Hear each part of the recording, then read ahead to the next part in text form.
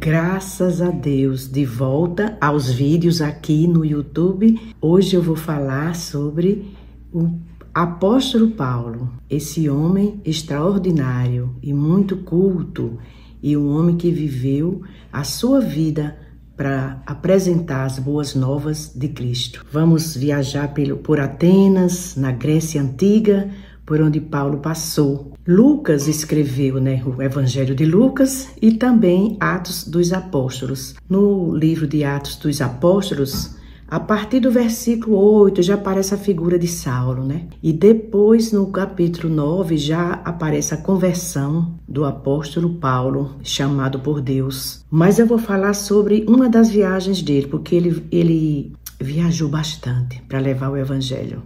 E Lucas, quando chega no capítulo anterior, no 16, porque eu vou falar sobre o 17, ele se integra à equipe lá em Troade. E Lucas vai estar com ele até o fim da sua viagem lá em Roma. Então, do capítulo 9 ao capítulo 28, fala do apóstolo Paulo, das suas viagens missionárias, de tantas lutas que ele passou, mas ele nunca reclamou. Ele tinha orgulho de todas as humilhações que ele passou, de todo o sofrimento. Vamos começar em Atenas.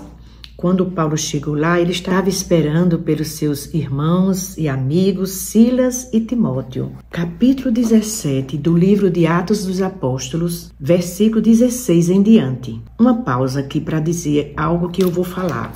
Eu vou falar um pouquinho sobre a mensagem de Paulo em Atenas. Ele pregou ativismo religioso ou evangelho puro, o evangelismo. Ele foi um grande evangelista aos meus olhos. E durante o vídeo eu vou sempre intercalar com alguns conceitos. Eu fiz alguns áudios, já estão prontos, e vou anexar explicando, o que é, a quem Paulo se refere com a expressão alguns dos seus poetas, quem eram esses filósofos, esses interlocutores de Paulo, quem eram esses filósofos epicureus e estoicos, qual era a filosofia dele. Eu vou também explicar essa praça principal onde Paulo estava ali dialogando, não era simplesmente uma praça, como tem no nosso país, por exemplo, era a ágora, chamado ágora, e também onde Paulo fez o discurso, no Areópago. E no decorrer do vídeo eu vou colocar uns áudios para explicar melhor, de acordo com a pesquisa que eu fiz. Vamos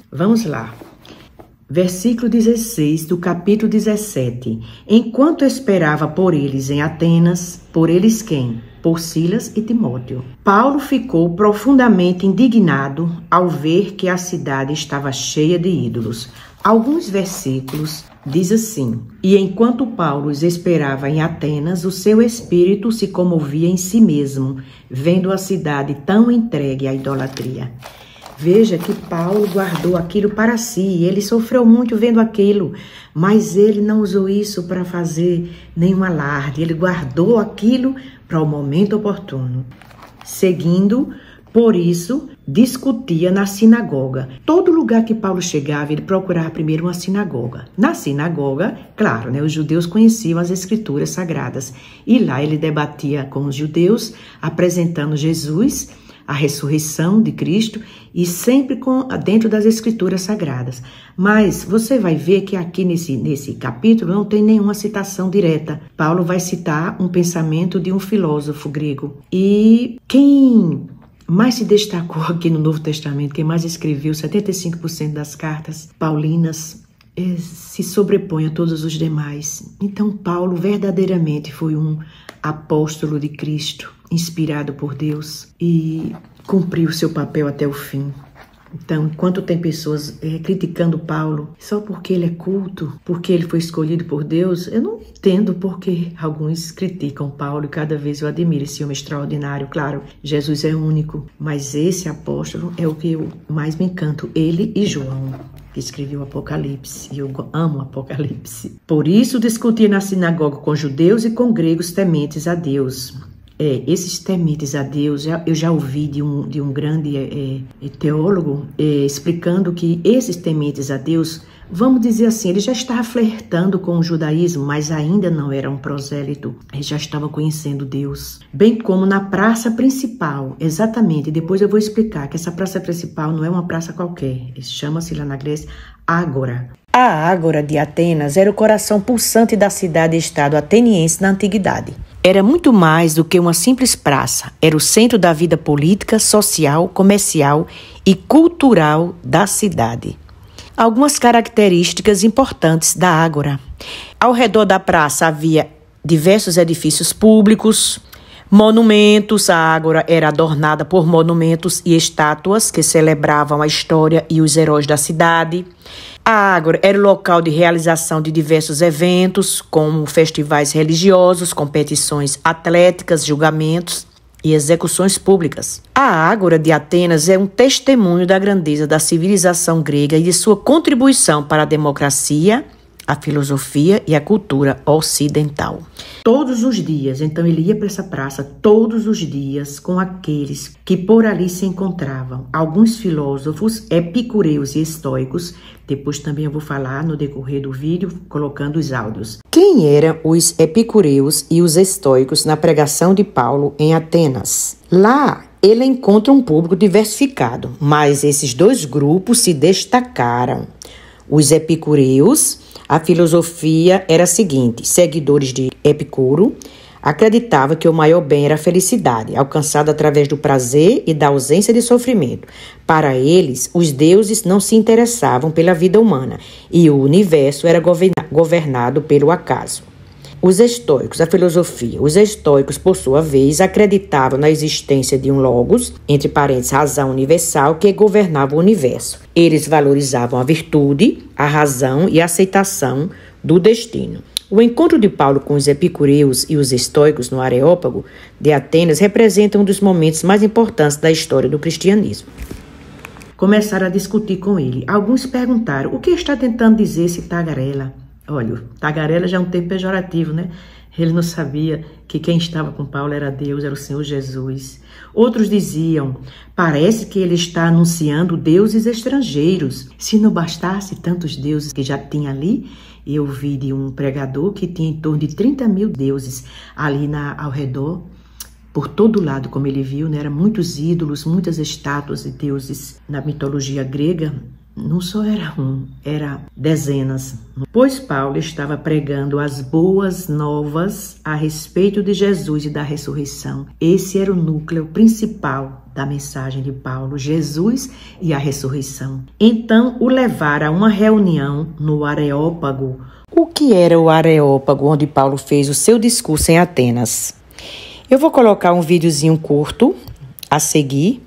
Quando eu estive visitando Atenas em 2016, quando eu estava lá nas ruínas, na Acrópole, a nossa guia mostrou de longe onde Paulo tinha feito o seu discurso, e foi exatamente nesse lugar. E o que é o Areópago? O Areópago era um local de grande importância em Atenas, tanto do ponto de vista histórico quanto religioso e jurídico. Era um monte rochoso localizado na parte oeste da Acrópole, e seu nome significa colina de Ares, em referência ao deus da guerra. Qual era a função do Areópago? Várias funções. Originalmente, tribunal superior, conselho de anciãos, local de debates filosóficos. O discurso de Paulo no Areópago, quando ele chegou em Atenas, ele foi convidado para falar lá. Essa escolha não foi por acaso. Ao escolher esse local, os atenienses estavam demonstrando respeito por Paulo e por sua mensagem, ao mesmo tempo em que o convidavam a participar de um debate intelectual. Por que o Areópago era um local apropriado para o discurso de Paulo? Porque existia uma tradição dos debates. O Areópago já tinha uma longa tradição de debates filosóficos, o que o tornava um ambiente propício para a discussão de ideias. Visibilidade. O Areópago era um local elevado e visível, que permitia que um grande número de pessoas ouvisse o discurso de Paulo também, possivelmente. O Areópago era um local multifacetado em Atenas, com uma rica história e um significado simbólico.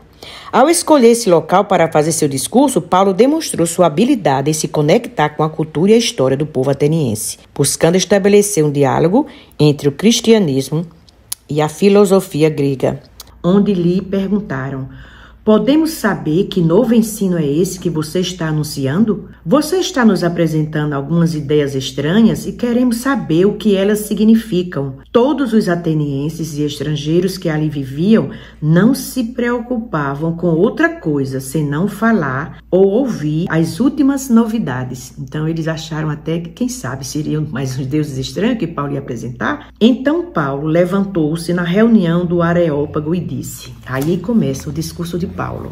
Veja que Paulo, ele começou enaltecendo ali os gregos naquela reunião. Depois ele entrou com uma abordagem totalmente diferente da que ele apresenta para o povo judeu, em outras ocasiões também. Mas aqui ele usou de uma estratégia simplesmente fantástica, extraordinária. Ele não precisou citar nenhum versículo da Bíblia para dar o seu recado. Então ele entra enaltecendo os atenienses, depois ele entra com sua abordagem, com seus argumentos, e no fim ele dá o recado em um completo e apresenta Jesus, e depois ele vai embora. Atenienses, vejo que em todos os aspectos vocês são muito religiosos, pois andando pela cidade observei cuidadosamente seus objetos de culto e encontrei até um altar com esta inscrição: ao Deus desconhecido. Então ele pegou essa inscrição e essa aí foi um gancho para ele apresentar o seu verdadeiro. Olha como ele foi inteligente.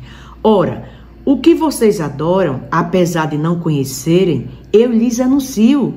Então ele começou a apresentar Deus, Deus como Criador, o Deus que fez o mundo, tudo que nele há, é o Senhor dos céus e da terra, e não habita em santuários feitos por mãos humanas. Ele não é servido por mãos de homens, como se necessitasse de algo, porque ele mesmo dá a todos a vida, o fôlego e as demais coisas. De um só fez ele todos os povos para que povoassem toda a terra, tendo determinado os tempos anteriormente estabelecidos e os lugares exatos em que deveriam habitar. Deus fez isso para que os homens o buscassem e talvez, tateando, pudessem encontrá-lo. Eu não sei como quis dizer assim, tateando. Eu acredito que tinha tantos deuses ali espalhados por Atenas, e quando ele saía por aquele lugar ali procurando Deus que ele ainda não conhecia, ele saía tateando no meio daqueles deuses. Essa inscrição ao Deus desconhecido que tinha lá numa estátua, lá em um local, alguns interpretam que por eles temerem esses deuses, então poderia ter Deus que ele ainda não sabia o nome. Então eles colocaram todos nesse mesmo lugar. E Paulo usou dessa estratégia para apresentar o verdadeiro Deus, o único Deus verdadeiro. Deus fez isso para que os homens o buscassem e talvez tateando pudessem encontrá-lo, embora não esteja longe de cada um de nós. Pronto, e aqui esse pensamento que o tempo inteiro eu achando que era um versículo da Bíblia. Ele está assim, com aquelas aspas, assim como uma citação, só que no rodapé não diz de quem é esse pensamento. Mas eu fiz uma pesquisa nos áudios e eu vou explicar. Paulo não citou nenhum versículo das Escrituras Sagradas durante o seu discurso lá no Areópago. Muito pelo contrário, ele usou de outra abordagem. Ele citou um pensamento de um desses filósofos gregos, quando ele disse assim: pois nele vivemos, nos movemos e existimos. Segundo alguns, já que não tem citação direta, esse pensamento é de Arato de Solos. Inclusive, ele é da terra da Cilícia, que Paulo tinha dupla cidadania e ele era de Tarso, capital da Cilícia. Outros atribuem esse pensamento a Epimênides de Creta, que é um filósofo e profeta grego que viveu por volta do século VI a.C. E, como não tem uma citação direta, não podemos fechar afirmando se foi um ou outro. Pela pesquisa que eu fiz, muitos estudiosos inclinam-se a acreditar que Paulo estava se referindo a Arato, devido ao tema comum da astronomia e da relação entre o cosmos e a humanidade, e a ideia de que os humanos vivem, se movem e existem. Outros argumentam que Epimênides também poderia ser uma possibilidade, considerando sua influência na cultura grega e suas ideias sobre a divindade. E eu pensava que era da Bíblia. Não, mas ninguém vai sair pregando filosofia grega. Isso foi Paulo. O que ia para pregar já está aqui escrito. Ninguém tem que reinventar. Pois nele vivemos, nos movemos e existimos, como disseram alguns dos poetas de vocês. Eu lia isso sem perceber, até que fiquei meditando nessa palavra, ouvindo alguns grandes teólogos e veio cair a ficha. Também somos descendência dele. Os filósofos, né? Aqui não está escrito nenhuma passagem das Escrituras. Assim, visto que somos descendência de Deus, não devemos pensar que a divindade, com letra maiúscula, é semelhante a uma escultura de ouro, prata ou pedra, feita pela arte e imaginação do homem. No passado, Deus não levou em conta essa ignorância, mas agora ordena que todos, em todo lugar, se arrependam. Então, Paulo começa apresentando as boas novas, apresenta Jesus, é a ressurreição.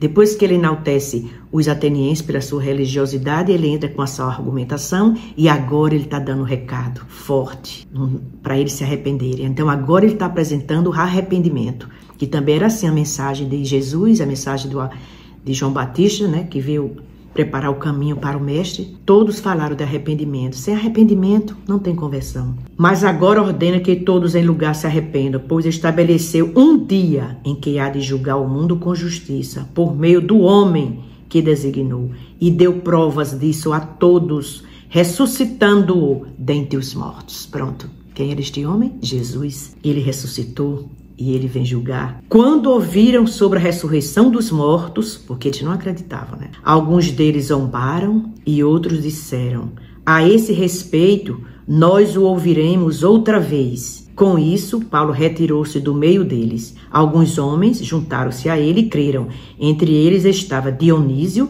membro do Areópago, e também uma mulher chamada Dâmaris e outros com eles. Paulo foi embora. E Paulo não voltou mais a Atenas. Em seguida, Paulo vai para Corinto, ficava lá na Grécia Antiga. E hoje ainda tem o canal de Corinto, alguém já visitou, por acaso, né? Ele está por aí. Então, Paulo passou pela Grécia, a Grécia Antiga.